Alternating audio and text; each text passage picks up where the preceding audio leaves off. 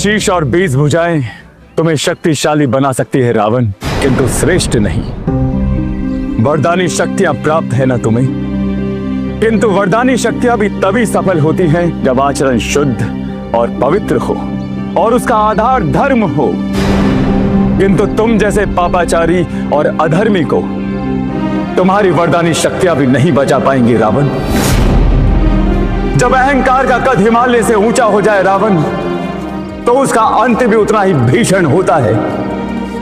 आज तुम्हारे पापों का गड़ा भरा ही नहीं रावण, अपितु छलक चुका है और काल स्वयं तुम्हारे द्वार पर खड़ा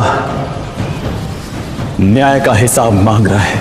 कर दी ना तुच्छ मानव जैसी बात।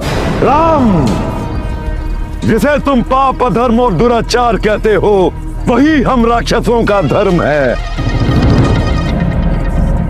तुम जैसे विधर्मियों का अंत करना हमारे लिए पुण्य का काम है।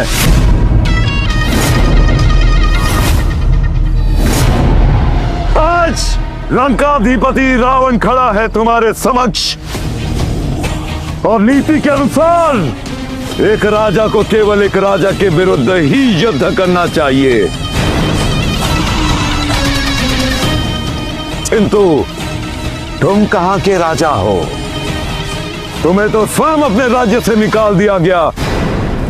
वन वन भटकने वाले वनवासी हो तुम, एक तुच्छ मानव।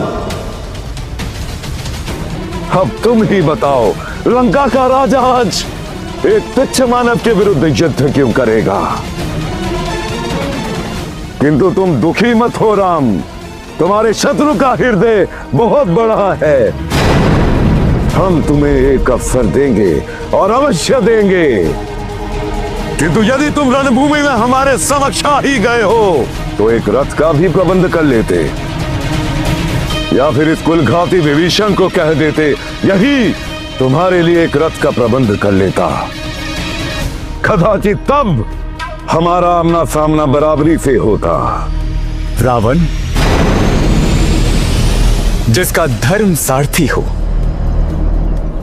जिसका धैर्य कवच हो और सत्य की पताका हो और करुणा ही जिसका धनुष हो, उसे रथ की आवश्यकता नहीं होती रावण।